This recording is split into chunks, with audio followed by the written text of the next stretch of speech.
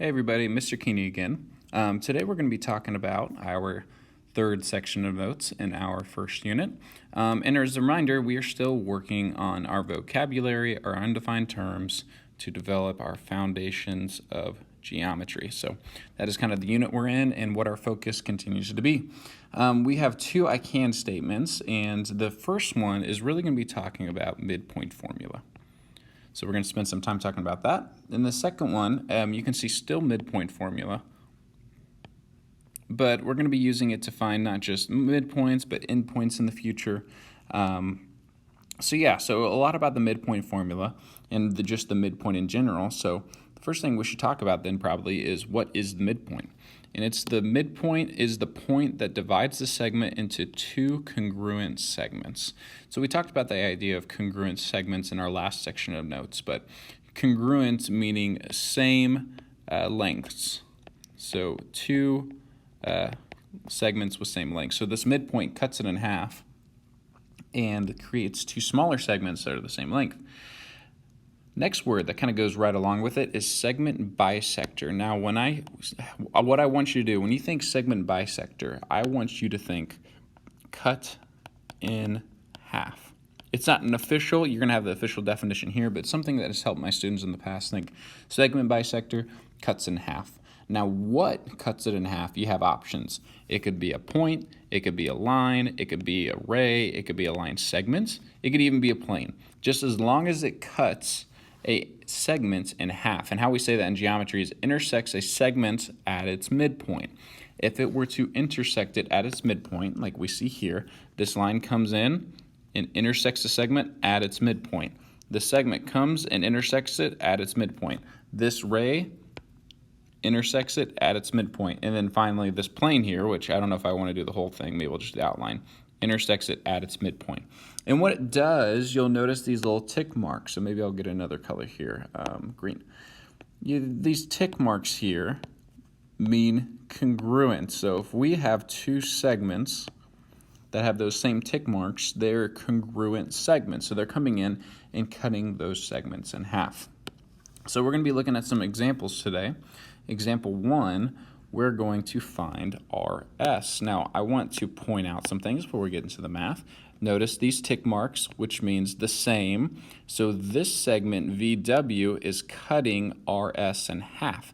VW is bisecting RS. And so what that means now for us, if that is 21.7, this would be 21.7, and I'm trying to find RS.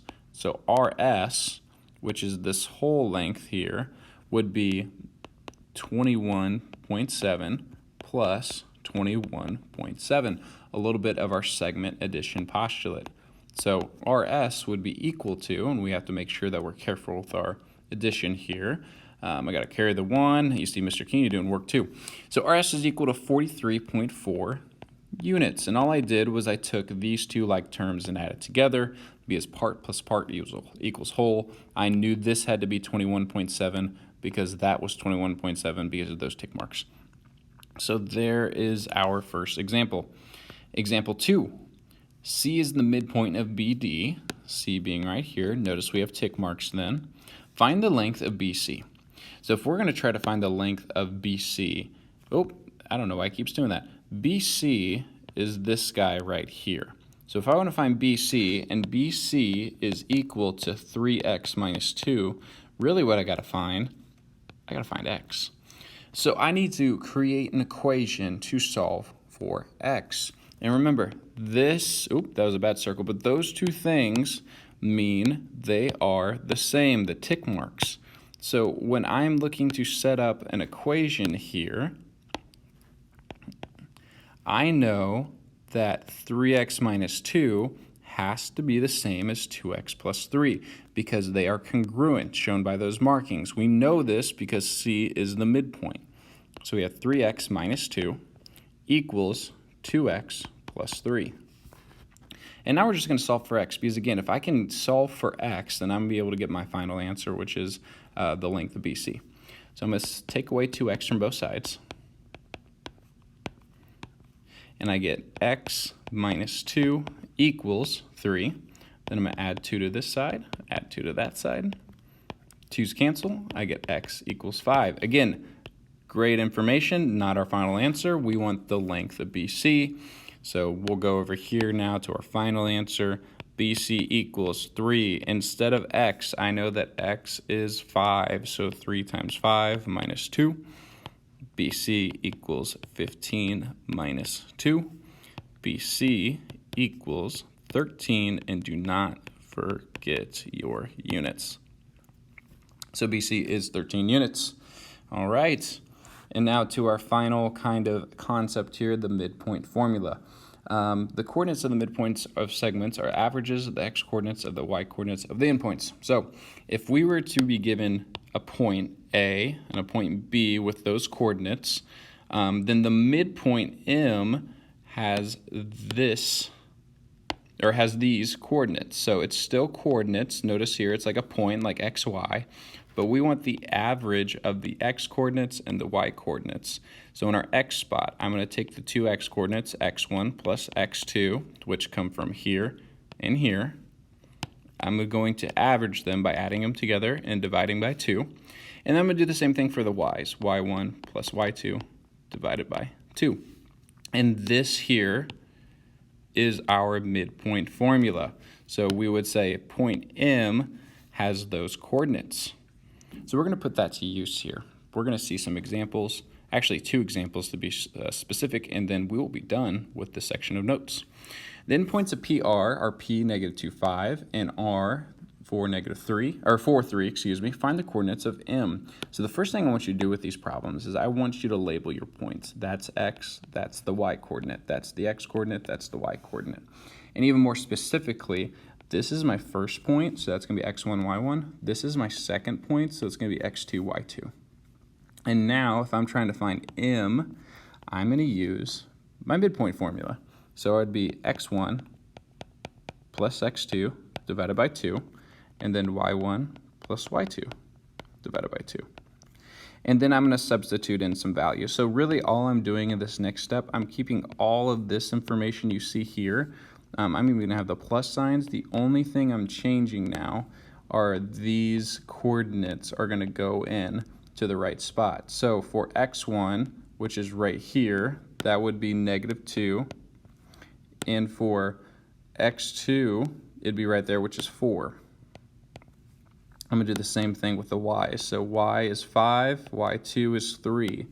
So 5 and 3.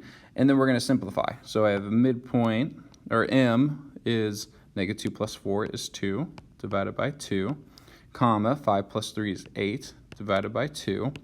And the last thing I need to do, and I'm going to have to go up over here, which is okay, is I'm going to simplify. So 2 divided by 2 is 1, and 8 divided by 2 is 4. And so the midpoint, the coordinates of the midpoint of PR is M1, 4. We got one more. This might be one you might want to try and pause by yourself, or try by yourself, pause and try by yourself. If not, you can always follow along with me. So M, the midpoint, and I have my midpoint formula, x1 plus x2 over 2, and the y coordinate is going to be y1 plus y2 over 2. And as a reminder, x, y, x, y. Not only that, but this is my first point, this is my second point.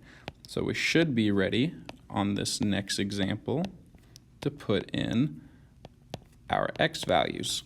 So for x values, I'm getting 8 and negative 1. So I have 8 and negative 1. For y values, we have negative 6 and negative 3. And then we're going to do some simplifying. First one, 8 plus negative 1 is 7 divided by 2. Negative 6 plus negative 3 is negative 9 divided by 2.